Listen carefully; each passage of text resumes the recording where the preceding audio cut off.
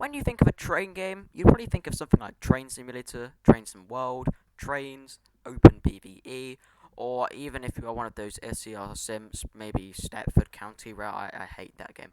Well, anyways, there's probably one game out there which you guys probably didn't think of, and it doesn't advertise itself as a train game, but the more you look at it, it's actually a very good train game, and it's on Steam, and I've actually featured this game on my channel once before, about 2 years ago.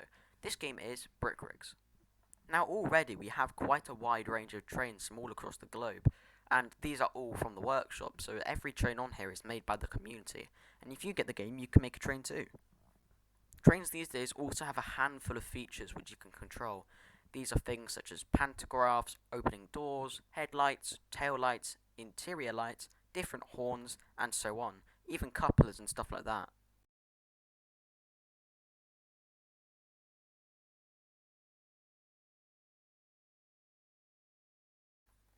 And like me, if you work out how to make items on the workshop, you may be able to make even more immersive items and other rail infrastructure like this train station I made here.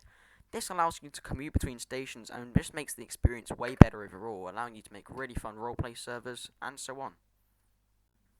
And as Brick Rigs isn't primarily a train game, it allows us to do some pretty wicked stuff, like this.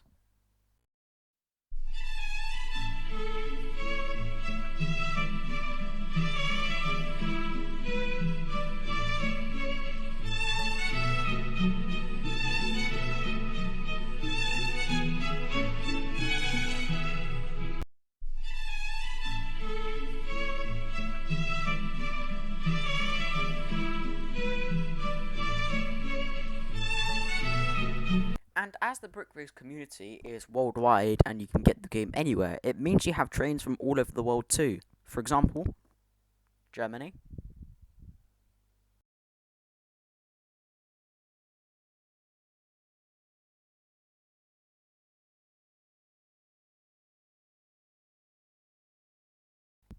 New Zealand,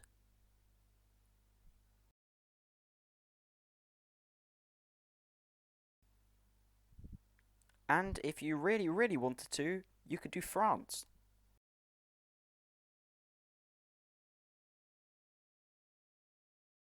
You could, if you really wanted to, even do America, which actually has quite a large range of passenger and freight trains.